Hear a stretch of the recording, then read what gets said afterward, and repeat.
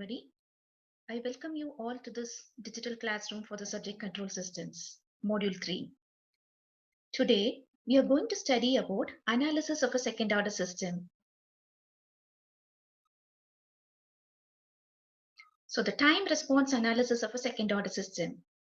A general second order system is characterized by the following transfer function given by g of s is equal to omega n square by s into s plus 2 zeta omega n. The open loop transfer function is given by g of s is equal to omega n square divided by s into s plus 2 zeta omega n, and h of s is equal to 1. It's a negative unity feedback. And let us calculate the transfer function which is given by c of s by r of s is equal to g of s divided by 1 plus g of s into h of s, where h of s is equal to 1. So after simplifying, c of s by r of s will be equal to omega n square divided by s into s plus 2 zeta omega n, the whole divided by 1 plus omega n square divided by s into s plus 2 zeta omega n. Further simplifying, we get omega n square divided by s into s plus 2 zeta omega n, the whole divided by s into s plus 2 zeta omega n plus omega n square divided by s into s plus 2 zeta omega n. S into s plus 2 zeta omega n will get cancelled out, and hence finally we have obtained the transfer function as c of s by r of s is equal to omega n square divided by s square plus 2 zeta omega n s plus omega n square. It is a second order system as the highest power of s in the denominator is 2, and we call it as a standard second order system because the transfer function is represented by two parameters omega n and zeta, and this notation is consistently used in literature. And the transfer function does not specify any electrical system, mechanical system, or any other specific system, but it is generic to all the systems. We have a parameter zeta, that is damping ratio of the second order system, which is a measure of the degree of resistance to change in the system output. As it is a ratio, it does not have any unit. And omega n, undamped natural frequency system, which is the frequency of oscillation of the system without damping, and its unit is radian per second. The denominator polynomial s square plus 2 zeta omega n s plus omega n square equal to 0, we call it as a characteristic equation. To find the root of the given characteristic equation,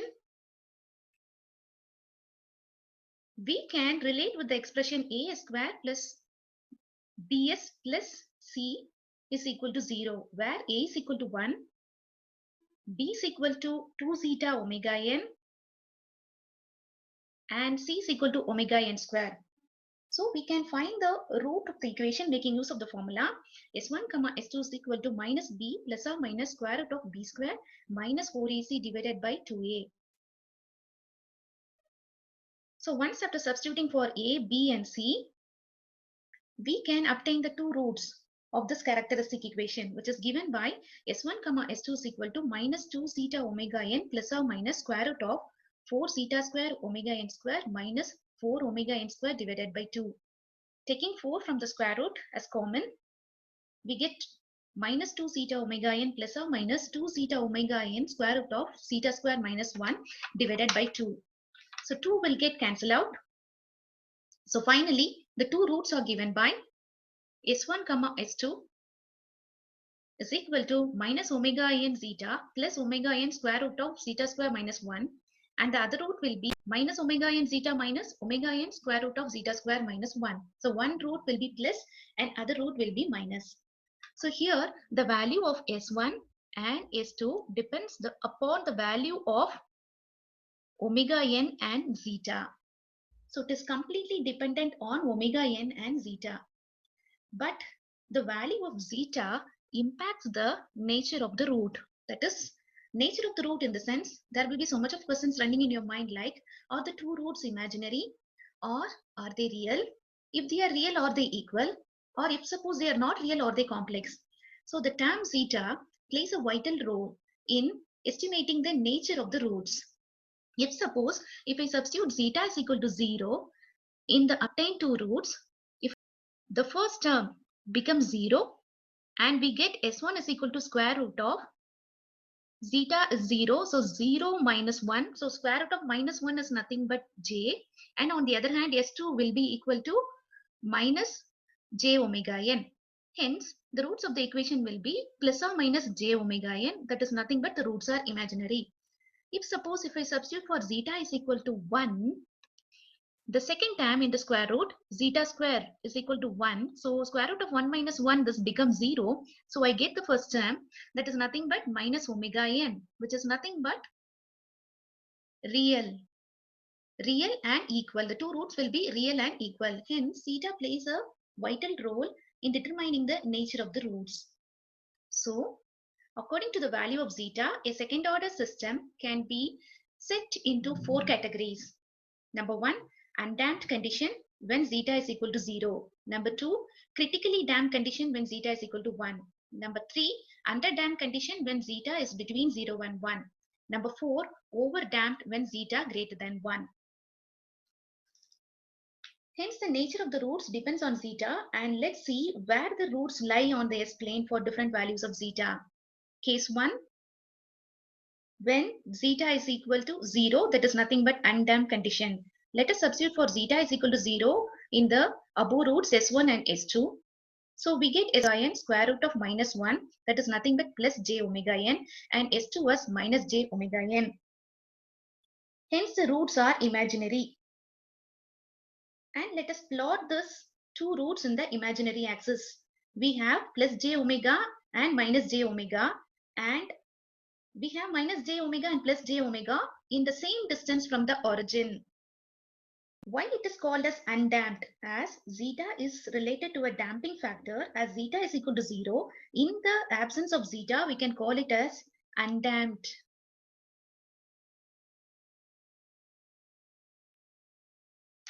So hence we can declare that the roots are on the imaginary axis.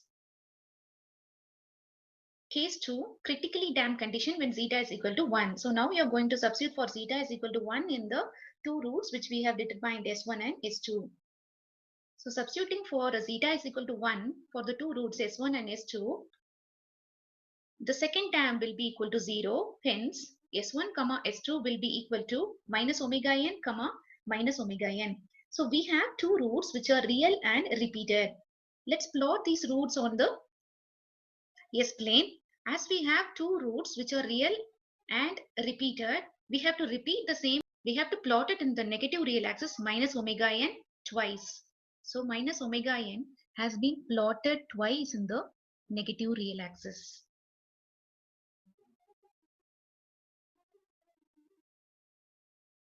Hence, the roots are real and equal, that is identical roots. Case 3, underdamped condition, where zeta ranges from 0 less than zeta less than 1. So let us substitute any value for zeta between 0 and 1. And if you try to simplify the two roots, zeta is lesser than 1. Hence, we can rearrange the above two expressions as S1 comma S2 is equal to minus omega n zeta plus or minus omega n. Have just taken minus as common outside. So it will be square root of minus of 1 minus zeta square. So we know that square root of minus 1 is nothing but j. So it can be written as minus omega n zeta plus or minus j omega n square root of 1 minus zeta square. Now I can write the expression omega n square root of 1 minus zeta square as omega d, where omega d is equal to omega n into square root of 1 minus zeta square. And omega d represents the damping frequency. So now we have to plot the two roots in the S-plane.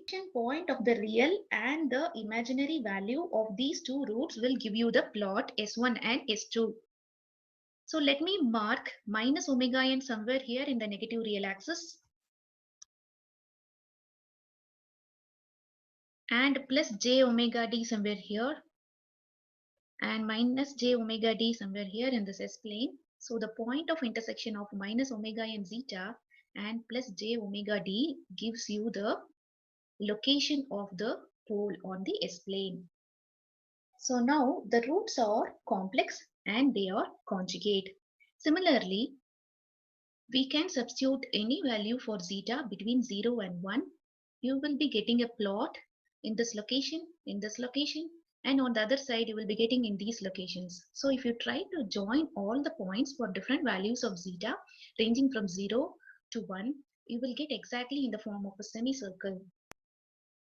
So this is the case at which the pole is moving from j omega n towards the negative real axis minus omega n for 0 less than zeta less than 1.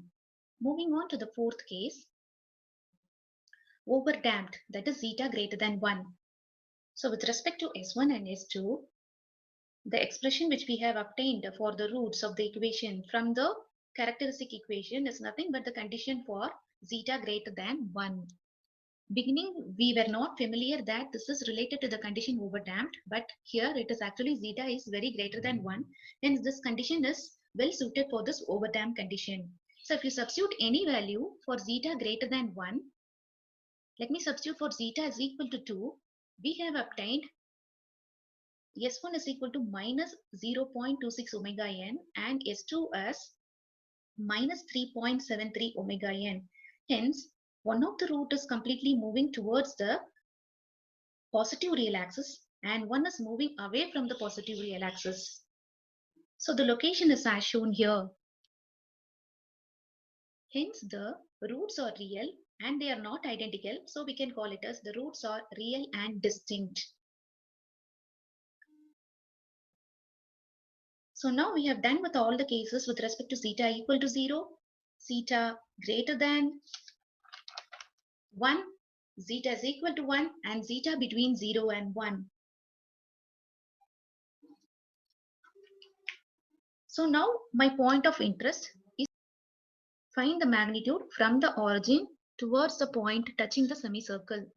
So let me take the projection on the imaginary axis as omega n square root of 1 minus zeta square, that is nothing but omega d, and on the real axis as omega n zeta. So let me take this right angle triangle in which the angle is represented as theta, and we have the projection on the imaginary axis as omega n into square root of 1 minus zeta square, and at the adjacent side we have omega n zeta. So now let us calculate the hypotenuse. So we know that AC is equal to square root of zeta square omega n square plus omega n square of 1 minus zeta square.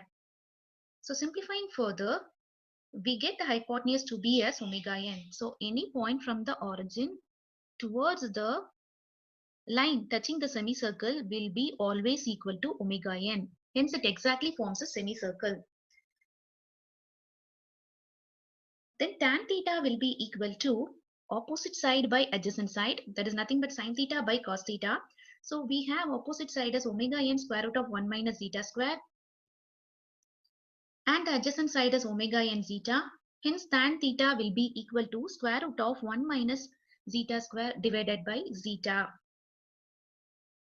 So we have done with the analysis of the second order system and the location of the poles on the S-plane.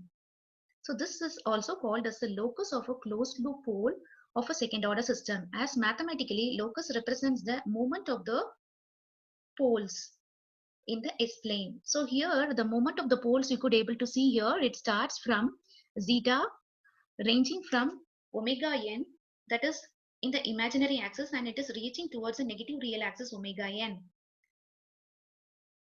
So in the next session, let us derive for the expression for unit step response of a second order system. Thank you.